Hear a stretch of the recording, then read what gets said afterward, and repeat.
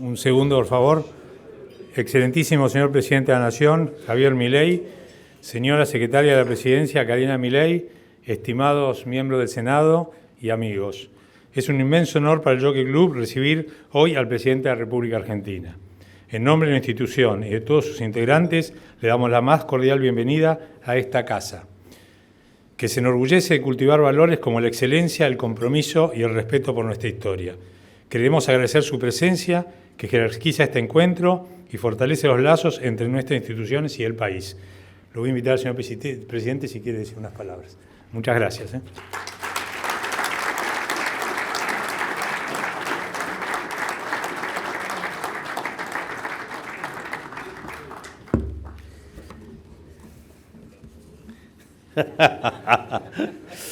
Me están espoleando. ¡Hola a todos!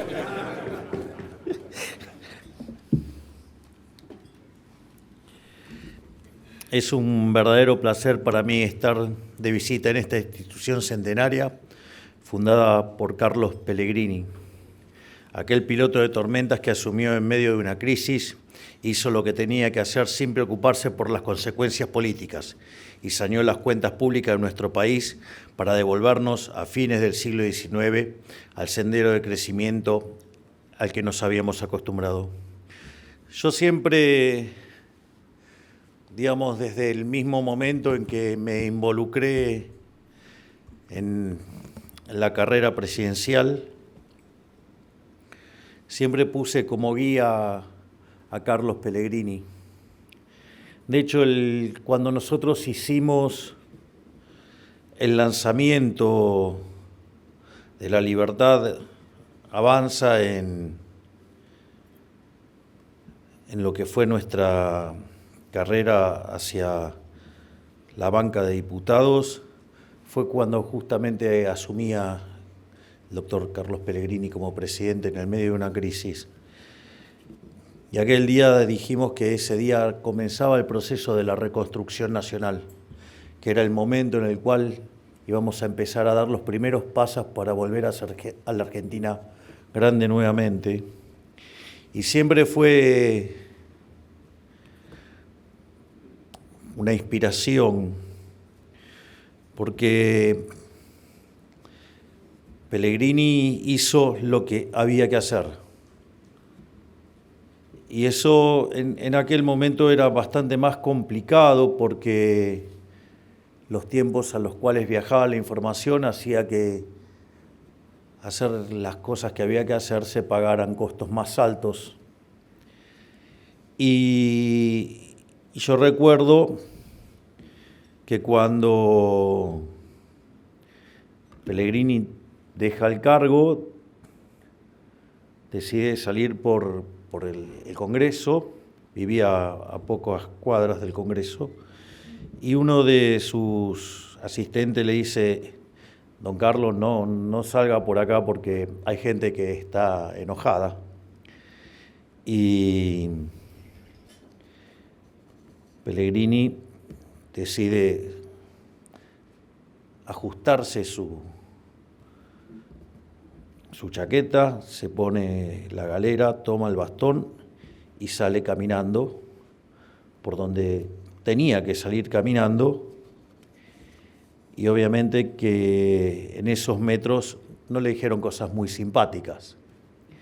Sin embargo, la historia lo recuerda como el piloto de tormentas. Entonces, esto quiere decir que nosotros venimos a hacer lo que hay que hacer independientemente de las cosas que se digan en el corto plazo. Afortunadamente a nosotros la suerte nos está trayendo mejores resultados, aún de corto plazo. Nosotros hemos logrado hacer el ajuste fiscal más grande de la historia de la humanidad en tiempo y forma, ¿no? Porque si consideramos el ajuste entre el Tesoro Nacional, que es una reducción del gasto público del 30%, no hay registros de semejante ajuste en el periodo, digamos, salvo que son 24 casos en la historia del mundo, pero los otros 23 ocurren después de una guerra. Por lo tanto, no hay registro de algo así, y además el ajuste del Banco Central, que eran 10 puntos del PBI el déficit, en un año, básicamente en 6 meses hicimos ese ajuste de 15 puntos del PBI. Es más, el del Tesoro, donde todos decían que era imposible hacerlo, lo hicimos en un mes. Entonces, ahí todos predijeron que no solo que no íbamos a lograr bajar la inflación, que de estar viajando a niveles interanuales del 300, hoy viaja a niveles del 20, sino que además nos pronosticaban una mega hiperrecesión, y cuando miramos el estimador mensual de la actividad económica en términos desestacionalizados, cuando comparábamos diciembre del 24 con diciembre del 23, no solo que no habíamos caído, sino que además subió 6% el PBI, el primer trimestre viajó a niveles del 5,8 y ahora el PBI viene viajando el segundo trimestre a niveles del 7,7. También dijeron que íbamos a hacer explotar la cantidad de pobres. Cuando asumimos, sinceramos los números y obviamente eso implicó saber que la pobreza estaba en torno al 57% y hoy es en torno del 31%. Es decir, que los desalmados y descorazonados liberales sacamos de la pobreza a 12 millones de seres humanos y dentro de esos 12 millones de seres humanos que sacamos hay 2,5 millones de jóvenes y niños que salieron de la pobreza. Vaya que está funcionando la Ciudad de la Libertad.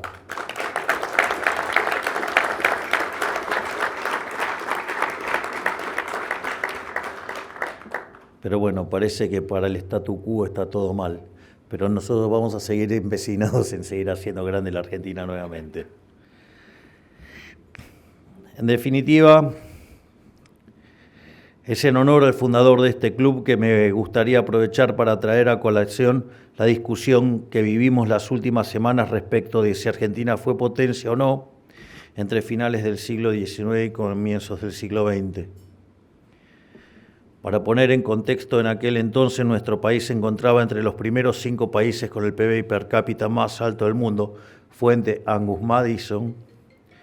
Es cierto que después se fueron haciendo recalibraciones de esta estimación, entonces Argentina, digamos, si no está primero, está tercero, pero digamos,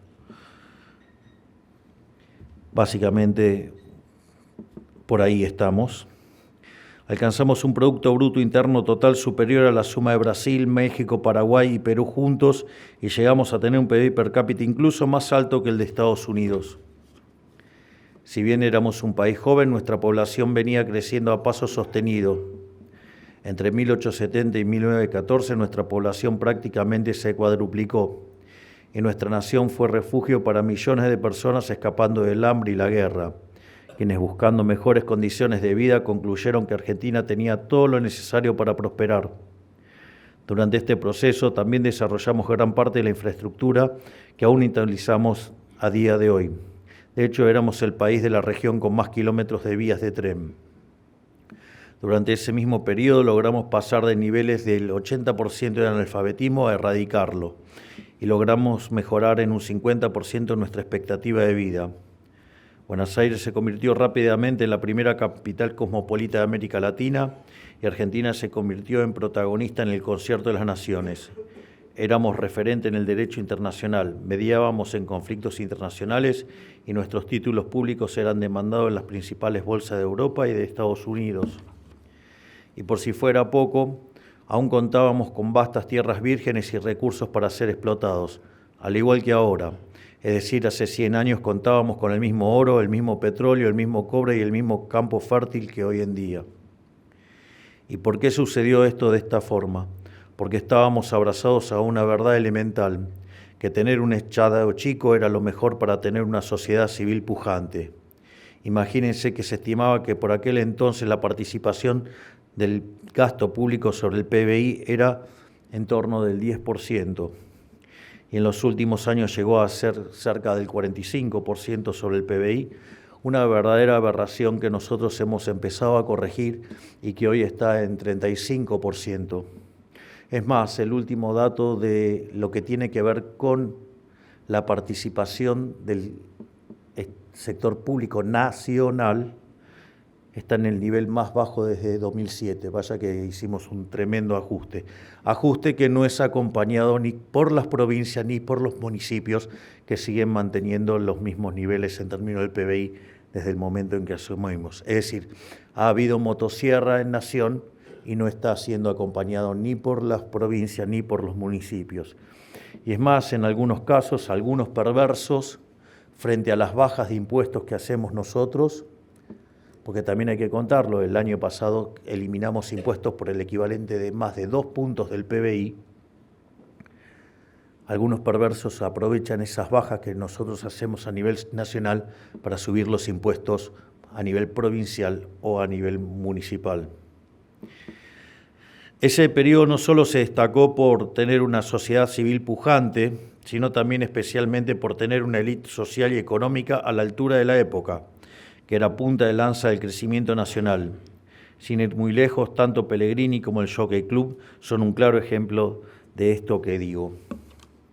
Sin embargo, este sendero de crecimiento virtuoso se detuvo cuando se reemplazó al modelo de la libertad por el modelo del Estado presente, un modelo que no hizo más que poner el carro delante del caballo, drenando a nuestra sociedad de recursos en lo económico, mientras que en lo cultural se propuso reemplazar a los hombres de iniciativa privada por la iniciativa estatal y fracasó estrepitosamente. Esto derivó en la creación de la famosa casta, que fueron los que año a año intentaron reemplazar a la sociedad por el Estado. Donde antes teníamos élites soñadoras que invertían y arriesgaban para crear soluciones innovadoras, sabiendo que podrían disponer del fruto de su trabajo, pasamos a tener amigos del poder enquistados en modelos comerciales dependientes de la coerción y sus cotos de casas.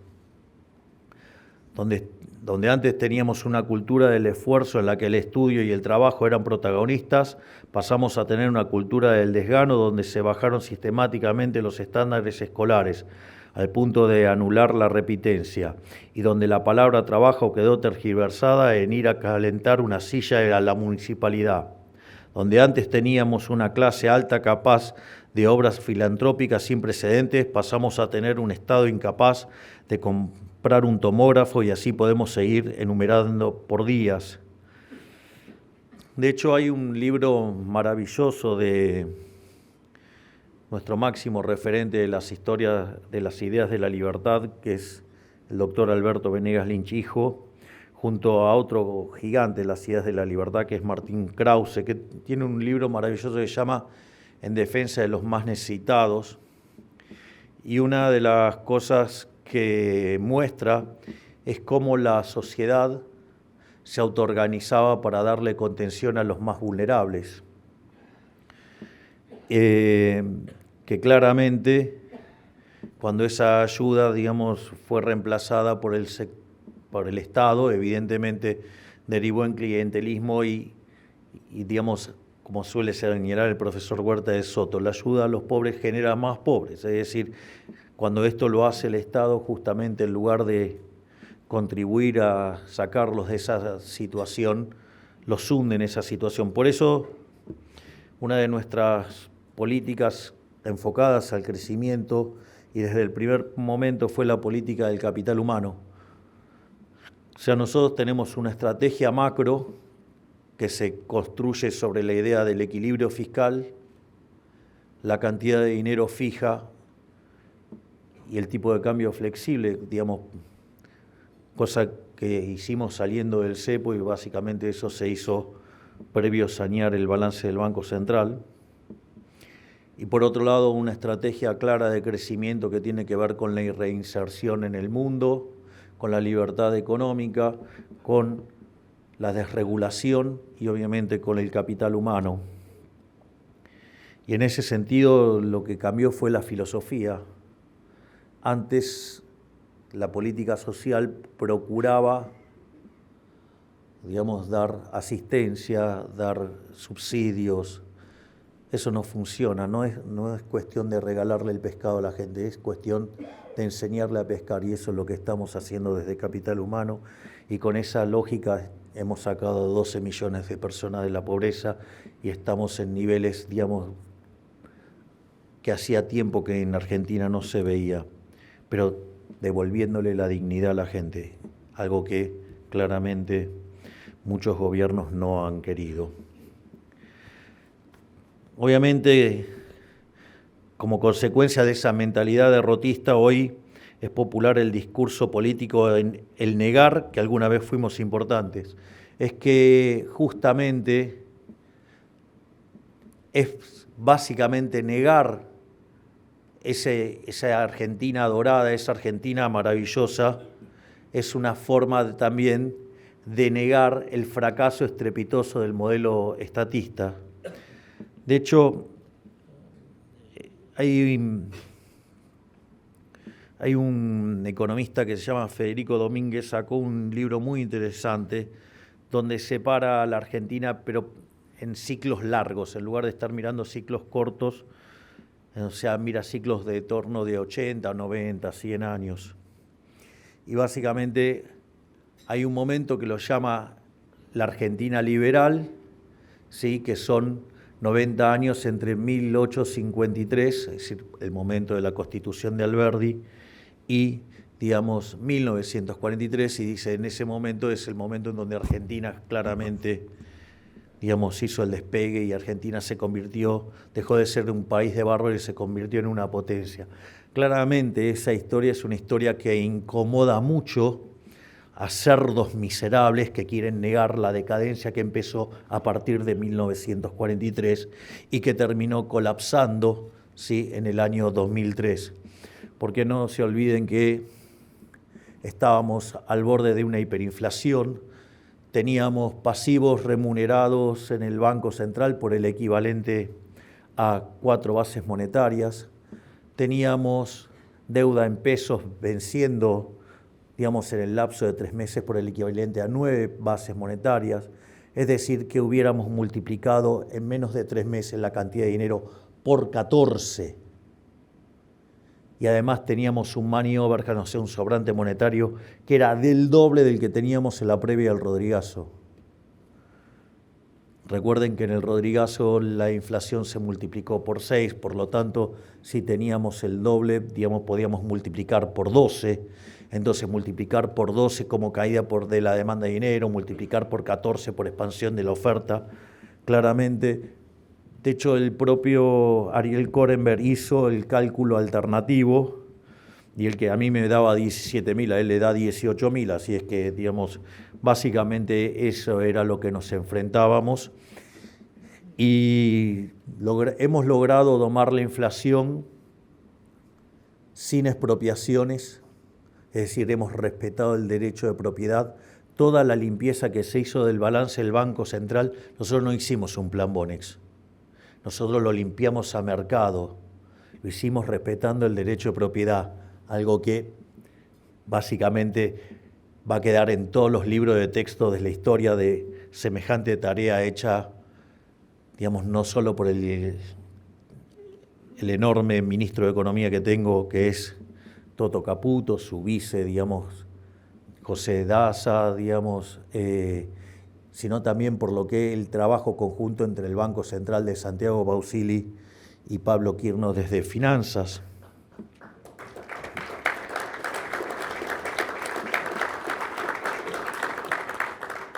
Además, lo hicimos sin controles de precios, lo hicimos sin fijar el tipo de cambio y lo hicimos de manera honesta, ¿no? Porque no es que hicimos el ajuste de tarifas antes y después a empezar a medir el programa de estabilización, sino que lo estamos haciendo durante. De hecho, si ustedes, por ejemplo, toman el último dato de inflación minorista, ¿sí?, de 1,6, si ustedes miran bien, ya vienen al 0,8. Es decir, que hoy la inflación, digamos, ya baja, digamos, viaja en torno al 12%. Y si miran el tema de las canastas de alimento o las canastas, digamos, de lo que tiene que ver con la canasta que determina la pobreza, estamos de niveles de inflación en torno al 7-8%, que falta mucho sin lugar a dudas, ¿sí? Porque no voy a descansar hasta que la inflación sea 0, pero que hicimos mucho también es cierto.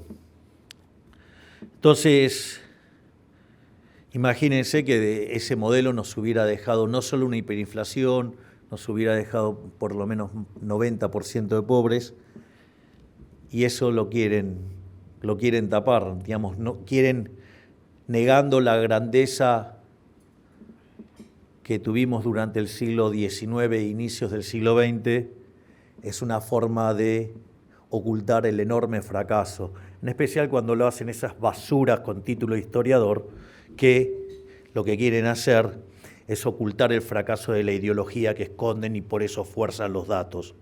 Por eso digo, siempre creen que tienen el derecho de reescribir la historia. Pero nosotros le contestamos como decía Mises: mientras ellos sigan repitiendo sus mismas mentiras, nosotros vamos a seguir repitiendo nuestras verdades.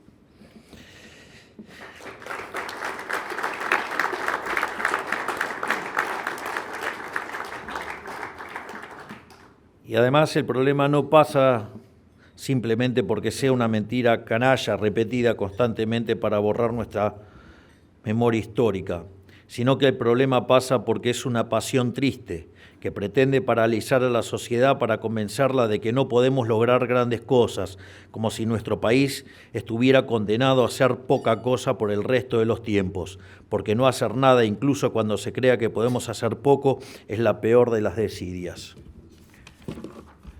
Muchas veces, incluso la crítica a si efectivamente fuimos una potencia o no, viene dada por gente que al mismo tiempo se opone a la explotación de nuestros recursos bajo etiquetas como cipayo o vendepatria.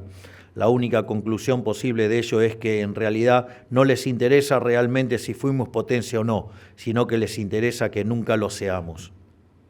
Por eso centran sus esfuerzos en discutir la etimología de la palabra potencia, en lugar de acompañarnos en la discusión de cómo volver a entrar en ser una de las 5 economías más pujantes del mundo. Esto parece una discusión superficial o de redes sociales, pero no lo es. Es una discusión acerca del alma argentina. Y hoy más que nunca es especialmente importante que defendamos este legado épico. ¿Por qué? Porque como país estamos transitando un momento bisagra en nuestra historia. Estamos retornando al modelo de la libertad, el modelo de la abundancia y la generación de riqueza, y estamos dejando de lado la mentalidad de escasez y redistribución que tanto daño le ha hecho a esta bella nación. Es por eso que es momento de reencontrarnos con el espíritu que caracteriza a Carlos Pellegrini, porque es momento de que la sociedad y especialmente las élites recuperen el coraje de soñar.